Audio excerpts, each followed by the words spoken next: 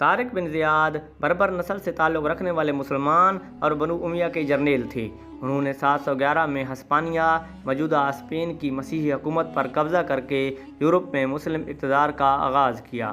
انہوں نے اموی خلافت کی خدمت کی اور 711 تا 718 عیسوی تک ویسیگیو تک ہسپانیہ، جسے موجودہ اسپین اور پرتگال کہا جاتا ہے، پر مسلم اموی فتح کا آغاز کیا۔ اس زمانے میں دمشق کا خلیفہ ولید بن عبد الملک تھا۔ ان کے دور میں خلافت کی سرحدیں ہندوستان کے مکران سے لے کر افریقہ کے مراکش تک پھیلی ہوئی تھی۔ تقریباً تمام افریقہ مسلمانوں کے زیر نگین تھا۔ ابھی تک مسلمانوں نے یورپ میں فتوحات کا آغاز نہیں کیا تھا۔ خلیفہ ولید بن عبد الملک کی جانب سے شہر کیروان میں موسیٰ بن نصیر خلیفہ کے مقبوضات غربی کا وائسرائے تھا۔ موسیٰ بن نصیر کی طرف سے طارق بن زیاد اس کا ایک بربری نسل غلام شہر طنجہ کی حکومت پر مامور تھا اور ملک مراکش کی افواج اسلامیہ کا سپہ سالار تھا۔ طارق اگرچہ جولین سے قریب تھا، لیکن جولین نے بجائے طارق سے گفتگو کرنے کے موسیٰ بن نصیر سے اپنا مقصود ظاہر کرنا مناسب سمجھا۔ وہ اشبیلا کے اسقف اعظم اور چند عیسائی سرداروں کو ساتھ لے کر کیروان پہنچا اور موسیٰ بن نصیر کی خدمت میں اپنے آنے کی اطلاع پہنچائی۔ موسیٰ بن نصیر اس عیسائی وفد سے بڑی عزت و تکریم کے ساتھ ملا۔ جولین اور اس کے ساتھیوں نے عرض کیا کہ آپ اندلس پر فوج کشی کریں، فتح و نصرت یقیناً آپ کے ساتھ ہوگی۔ موسیٰ یہ سن کر حیران ہوا اور کوئی تسکین بخش جواب نہ دے سکا۔ تب جولین اور اسقف اشبیلا نے کہا کہ آج کل اندلس میں ایک شخص غاصبانہ طور پر مسلط ہے۔ موجودہ حکومت اندلس رعایا کے لیے ایک قہر الہی ہے۔ بنی نوع انسان کے حقوق جو محض انسان ہونے کی وجہ سے آپ پر عائد ہوتے ہیں، آپ ان کو ادا کریں اور اہل اندلس کو اس جہنم سے جس میں وہ آج کل مبتلا ہیں نجات دلائیں۔ بجز آپ کے دنیا میں اور کوئی طاقت ایسی نہیں ہے جس کے پاس ہم اپنی فریاد لے کر جائیں اور اس کے ذریعے اس مصیبت سے آزادی پائیں۔ موسیٰ بن نصیر نے جولین کے اس اصرار کے بعد اندلس کے حالات اور حکومت اندلس کی فوجی طاقت کے متعلق چند سوالات کیے اور خلیفہ دمشق ولید بن عبد الملک سے اجازت طلب کرنا ضروری سمجھ کر ایک عریضہ دمشق کی جانب روانہ کیا۔ ادھر جولین کے ساتھ اپنے ایک سردار طریف یا طارف کو 500 آدمیوں کے ساتھ بھیجا، جو کہ جولین کے جہازوں میں سوار ہو کر ساحل اندلس پر اتریں اور وہاں کے حالات سے خوب واقفیت حاصل کر کے واپس لوٹ آئیں۔ چنانچہ طارف اپنے ساتھیوں کے ساتھ 92 ہجری میں اندلس کے ساحل پر اترا اور معمولی لوٹ مار کے بعد سالمن غیمن واپس آیا۔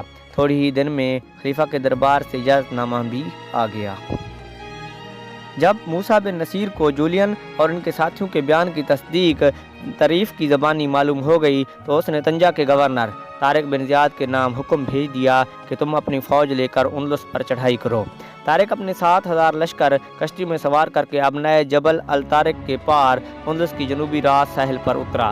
طارق اپنے 7000 فوج کو 4 کشتیوں میں سوار کر کے لے گیا تھا۔ اس سے اس زمانے کے جہازوں کا اندازہ ہو سکتا ہے کہ وہ کتنے بڑے تھے۔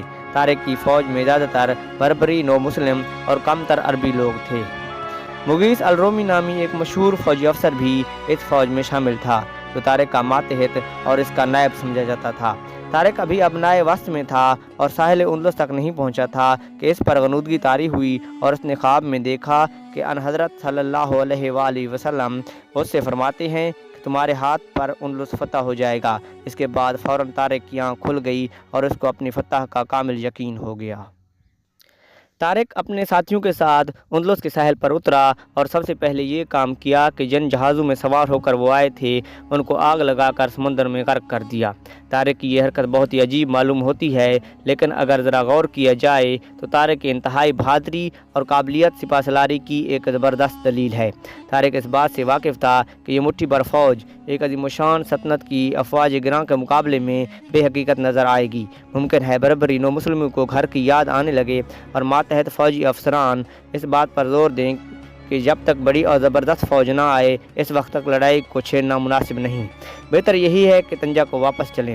ایسی حالت میں یہ پہلی مہم ناکام رہے گی اور طارق کے خواب کی تعبیر خراب ہو جائے گی۔ طارق کو اپنے خواب پر ایسا کامل یقین تھا کہ اندلس کا اسی فوج سے فتح کر لینا یقین سمجھتا تھا۔ اس نے جہازوں کو غرق کر کے اپنے ساتھیوں کو بتا دیا کہ واپس جانے کا اب کوئی ذریعہ باقی نہیں رہا، ہمارے پیچھے سمندر ہے اور آگے دشمن کا وسیع ملک، بجائے اس کے اور کوئی صورت نجات نہیں کہ ہم دشمن کے ملک پر قبضہ کرتے اور اس کی فوجیوں کو پیچھے دھکیلتے چلے جائیں۔ اس کام میں جس قدر زیادہ چستی، ہمت اور جفاکشی سے کام لیں گے ہمارے لیے اتنا ہی بہتر ہوگا۔ طارق جس مقام پر اترا تھا اس کا نام لائنز راک یا قلعۃ الاسد تھا۔ اس کے بعد اس کا نام جبل الطارق مشہور ہوا۔ آج تک جبل الطارق یا جبل الٹر ہی کہلاتا ہے۔ شاہ لرزیق کا سپہ سالار تدمیر ایک زبردست فوج لیے اسی علاقے میں اتفاقاً موجود تھا۔ طارق کے ساتھی ابھی پورے طور پر اپنے حواس بجا کرنے بھی نہ پائے تھے کہ تدمیر نے ان 9 واردوں کی خبر سن کر ان پر حملہ کر دیا۔ تدمیر ایک نہایت تجربہ کار اور مشہور سپہ سالار تھا۔ وہ بہت سے مارکوں میں ناموری حاصل کر چکا تھا۔ تدمیر نے بڑے جوش و خروش کے ساتھ حملہ کیا مگر طارق نے اس کو شکست فاش دے کر بھگا دیا۔ تدمیر نے طارق سے شکست کھا کر ایک اور محفوظ مقام میں پہنچ کر بادشاہ لرزی کو اطلاع دی کہ اے شہنشاہ، ہمارے ملک پر ایک غیر قوم نے حملہ کیا ہے۔ میں نے ان لوگوں کا مقابلہ کیا اور پوری ہمت اور شجاعت سے کام لیا مگر مجھ کو اپنے کوششوں میں ناکامی ہوئی اور میری فوج ان لوگوں کے مقابلے میں قائم نہ رہ سکی۔ ضرورت ہے کہ آپ بنفس و نفیس زبردست فوج اور طاقت کے ساتھ اس طرف متوجہ ہوں۔ میں نہیں جانتا کہ یہ حملہ ور کون لوگ ہیں، کہاں سے آئے ہیں، آیا آسمان سے اترے ہیں یا زمین سے نکل آئے ہیں۔ اس وحشت انگیز خبر کو سن کر لرزیق نے تمام تر توجہ فوجوں کے فراہم کرنے میں صرف کر دی۔ لرزیق تلیطلا سے روانہ ہو کر قرطبہ میں آیا اور یہیں ملک کے ہر حصے سے فوجیں آ کر فراہم ہونے لگیں۔ لرزیق نے خزانوں کے منہ کھول دیے اور بڑی مستعدی اور ہمت کے ساتھ 1 لاکھ کے قریب فوج لے کر قرطبہ سے طارق کی طرف روانہ ہوا۔ تدمیر بھی اپنی فوج لے کر ہم رکاب ہوا۔ اس عرصے میں طارق بیکار نہیں رہا، اس نے شہروں اور قصبوں پر قبضہ کرنا شروع کیا اور الجزائر و شدونہ کے علاقے کو فتح کر کے وادی لقطہ تک پہنچ گیا۔ لرزیق کی ایک فوج میں 1 لاکھ سپاہی کے علاوہ ملک اندلس کے تمام بڑے بڑے تجربہ کار سپہ سالار اور ہر صوبہ کے نامور سردار موجود تھے۔ شہر شدونہ کے قریب لاجنڈا کی جھیل کے قریب ایک چھوٹی سی ندی کے کنارے 28 رمضان المبارک 92 ہجری بمطابق ماہ جولائی 711 عیسوی کو دونوں فوجوں کا مقابلہ ہوا۔ موسیٰ بن نصیر نے طارق کے روانہ ہونے کے بعد افریقہ سے 5000 فوجی کمک روانہ کی تھی۔ یہ 5000 فوج طارق کے پاس اس مقابلے سے پہلے پہنچ چکی تھی، لہذا طارق کی فوج اب 12000 ہو گئی تھی۔ ایک طرف 12000 مسلمان تھے، دوسری طرف 1 لاکھ عیسائی تھے۔ مسلمان اس ملک کے حالات سے ناواقف اور بالکل اجنبی تھے۔ عیسائی لشکر اس ملک کا رہنے والا تھا اور اپنے ملک کو سلطنت کو بچانے کے لیے میدان میں آیا تھا۔ ادھر اسلامی لشکر کا سردار گورنر افریقہ موسیٰ بن نصیر کا آزاد کردہ غلام طارق بن زیاد تھا، جو کوئی غیر معمولی قدردانی نہیں کر سکتا تھا۔ ادھر اندلس کا شہنشاہ عیسائی لشکر کی سپہ سالاری کر رہا تھا، جس کے قبضے میں ملک کے تمام خزانے اور ہر قسم کی عزت و افزائی قدردانی کا سامان تھا۔ ادھر فوج میں اکثر نومسلم بربری تھے، ادھر عقیدت مند عیسائیوں کی فوج تھی، جس کو لڑائی پر ابھارنے اور بہادری کے ساتھ مقابلہ کرنے کی ترغیب دینے کے لیے تمام بڑے بڑے اور نامور پادری اور بشپ موجود تھے۔ اس مارکے میں طارق کی مٹھی بھر فوج، جو اپنے حریف کی فوج گراں کا بامشکل 8واں حصہ تھی، اگر شکست کھا جاتی تو یہ مارکہ بہت ہی معمولی اور ناقابل تذکرہ ہوتا۔ لیکن چونکہ 12000 مسلمانوں نے 1 لاکھ باساز و سامان عیسائیوں کے لشکر جرار کو شکست دی، لہذا یہ لڑائی دنیا کے عظیم شان لڑائیوں میں شمار ہوتی ہے۔ ایسے عظیم و شان مارکہ کی مثالیں تاریخ عالم میں بہت ہی کم اور صرف چند دستیاب ہو سکتی ہیں۔ ایک ہفتہ دونوں فوجیں ایک دوسرے کے مقابل خیمہ زن رہیں۔ طارق نے جس وقت شاہ لرزیق شاہ ہسپانیہ کے لشکر عظیم کے مقابلے اپنی مٹھی پر فوج کی صفیں درست کی، اپنے ساتھیوں کو مخاطب کر کے ایک ولولہ انگیز تقریر کی جو ایمان باللہ کو استوار اور پائے استقلال کو مضبوط کرنے والی تھی۔ طارق بن زیاد کی اس تقریر نے مسلمان بہادروں کے دوران خون کو بڑھا دیا اور شوق شہادت نے الفت دنیا اور محبت تن و فرزند کو دلوں سے مٹا دیا۔ اس کے بعد جنگ شروع ہوئی۔ ادھر سے ہائے ہو کا شور و غل تھا، ادھر سے تکبیر کی آوازیں تھیں جو دشمنوں کے دلوں کو دہلاتی اور مسلمانوں کے دلوں کو بڑھاتی تھی۔ عیسائی فوج کا بڑا حصہ ذرہ پوش سواروں پر مشتمل تھا، لیکن اسلامی فوج سب پیدل تھی۔ عیسائی سواروں کی صفیں سمندر کی طوفانی لہروں کی طرح جب حملہ آور ہوئی تو یہ معلوم ہوتا تھا کہ گھوڑوں और सवारों के पर्रे मुसलमानों को कुचलते और उनकी लाशों को समूह की ज़रबों से कीमा बनाते हुए गुजर जाएंगी और नीज़ा और शमशीर के इस्तेमाल का मौका भी ना पाएंगी। लेकिन जिस वक्त ये अहन पोश मुतलातिम समंदर जमीयत इस्लामी के पहाड़ से टकराया तो मालूम हुआ कि भेड़ों की कसरत शेरों के किल्लत पर गलबा पाने के लिए हमला आवर हुई थी। इस्लामी तलवारों की बिजलियाँ चमकी और ईसाई अफवाज की घटाएँ कुछ तो खाक और खून में लथड़ी हुई लाशों की शक्ल में तब्दील हो गई और अक्सर लक्का हाय अबर की तरह पाश पाश होकर मुतहर्रिक व मफरूर नजर आने लगी। तकबीर के पुरहैबत नारे दम बदम मैदानों के शोरगुल पर गालिब होते जाते थे कि शमशीर जनों की तेज़ दस्ती और नीदा बाजू की चुस्ती ने इस मार्के की अजमत को मारखीन आलम के लिए एक बुलंद मकाम पर पहुंचा दिया और हर एक कौम ने हैरत की निगाहों से इस्लामी जोश के इस नज़ारे को देखा। शहनशाह लरज़ीक यानी ईसाई अफवाज का सिपा सलार आज़म अपनी तमाम तजर्बाकारी, बहादरी और शोहरत को ईसाई मकतूलों के साथ खाक व खून में मिलाकर अपनी जान को इज़्ज़त से ज़्यादा कीमती समझकर तारिक के मुकाबले पर अपने देव हीकल सुनहरी घोड़े को कायम न रख सका बल्कि पीठ फेर कर भाग निकला।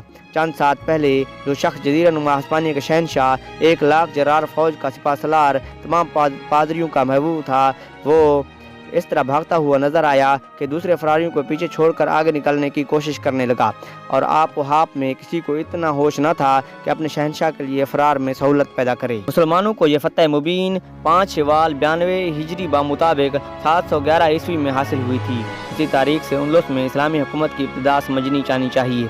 तारिक ने उसी रोज़ फतह की खुशखबरी पहुंचाने के लिए अमीर मूसा बिन नसीर के पास कासिद रवाना किया और ख़ुद लश्कर इस्लाम के दस्तों को इर्द गिर्द रवाना करके सूबा उंदलुसिया की फतह के मुकम्मल करने में मसरूफ़ रहा।